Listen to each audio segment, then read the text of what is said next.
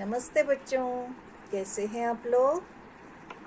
हमने पिछले वीडियो में श्री राम जी का ध्यान कैसे करना वो समझा।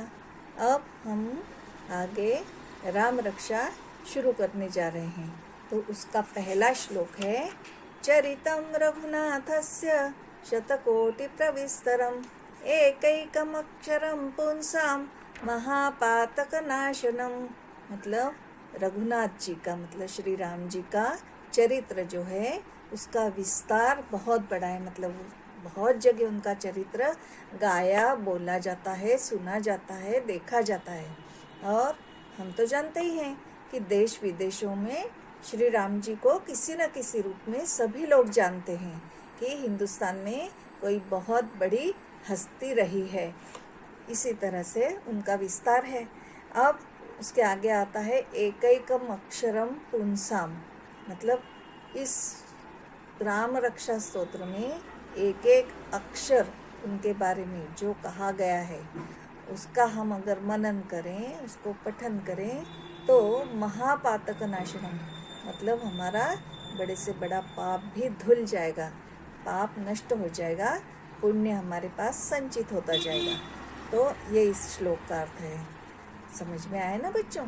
अब आप इसको लाइक, शेयर और सब्सक्राइब करना मत भूलना। अब मैं आपको एक सच्ची घटना डॉक्टर ज्ञानवती अवस्थी के द्वारा अपने अनुभव के रूप में लिखी गई है कल्याण अंक में, वो सुनाती हूँ। उनके पिताजी अपने 2-3 बच्चियाँ और एक बेटा उनके साथ में जबलपुर में रहते थे और ज्ञानवती जी अपने पति के साथ रीवा में रहती थी। उनकी सरकारी नौकरी थी और पिताजी एक बार अपनी दूसरी बेटी के लिए रिश्ता खोजने रायपुर गए। रायपुर में रिश्ते के बारे में बात करके जब घर पर आए तो एकदम उन्हें निमोनिया हो गया और वो इतना बढ़ गया कि वो कोमा में चले गए, मतलब बेहोशी की हालत में। ऐसे बहुत दिन हो गए। अब घर के लोगों को बड़ा तकलीफ़ हो रही थी कि उनको ऐसे देखकर। तो उन्होंने ज्ञानवती जी को भी खबर की, वो भी वहाँ आई। तब सब लोग उनको कहने लगे कि इन्हें, क्योंकि ये बहुत धार्मिक प्रवृत्ति के हैं, तो उन्हें अस्पताल नहीं ले जाना चाहिए। तो फिर ज्ञानवती जी ने और उनके पति ने कहा कि नहीं, अस्पताल तो ले जाना ही ठीक रहेगा। और फिर उन्हें ये भी लग रहा था कि इतने सारे भाई बहन हैं, अभी छोटे हैं, उनकी पढ़ाई है, शादियां हैं, सब करने का काम बाकी है, पिताजी पर इतनी बड़ी जिम्मेदारी है और पिताजी को अभी से कुछ हो गया तो आगे कैसे क्या होगा। तो फिर ज्ञानवती जी ने और उनके पति ने उन्हें अस्पताल में भर्ती करने के लिए ले गए।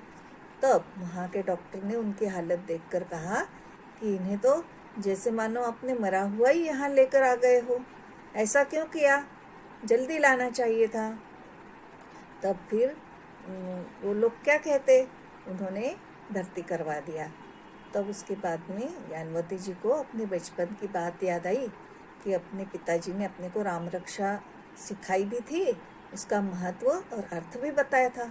उसमें एक श्लोक आता है, माता रामो मत्पिता रामचंद्र स्वामी रामो मत्सखा रामचंद्र सर्वस्वं में रामचंद्रो दयालुर नान्यम जाने नैव जाने न जाने।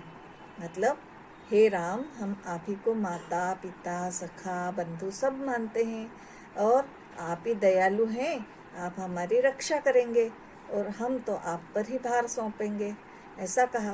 और उसके बाद में उन्होंने अपने साथ जो पिताजी के आसपास बैठे हुए लोग थे उनको सबको कहा कि आप सब लोग मिलकर राम रक्षा स्तोत्र का पाठ करें।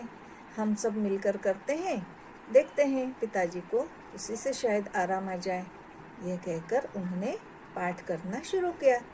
11 बार पाठ पूरा हुआ और अचानक क्या चमत्कार हुआ। जो डॉक्टर साहब पहले उन पर चिल्लाए थे ना, गुस्सा हुए थे, उन्होंने उनके पिताजी को जाकर थोड़ा सा हिलाया डुलाया और कहने लगे, दादाजी उठिए जल्दी, आप ऐसे क्यों सोए पड़े हैं। देखिए आपके परिवार के लोग सब इकट्ठा हुए हैं, सब रो रहे हैं, आपके लिए परेशान हैं, आप ऐसा क्यों कर रहे हैं? चलिए उठिए जल्दी।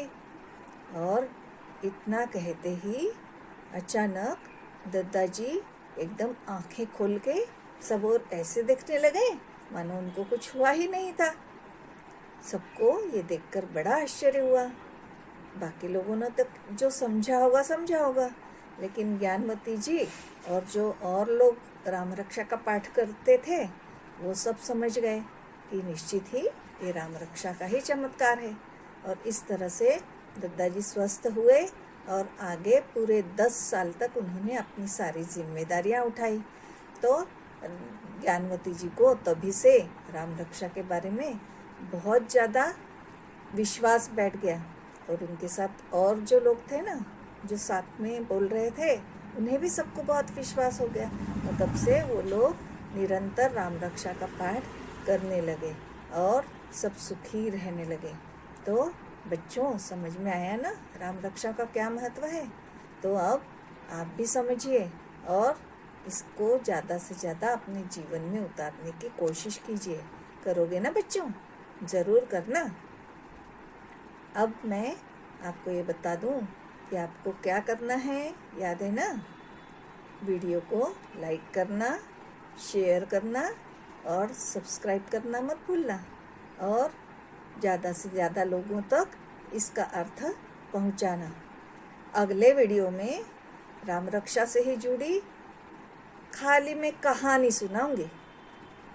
उसके बाद उस कहानी से जुड़े राम रक्षा के हिस्से को एक एक वीडियो में हम लेते चलेंगे। ठीक है? तो अब आप शेयर्स, लाइक और सब्सक्राइब करना मत भूलना। ठीक है बच्चों, आज के लिए इतना ही। धन्यवाद। जय श्री राम।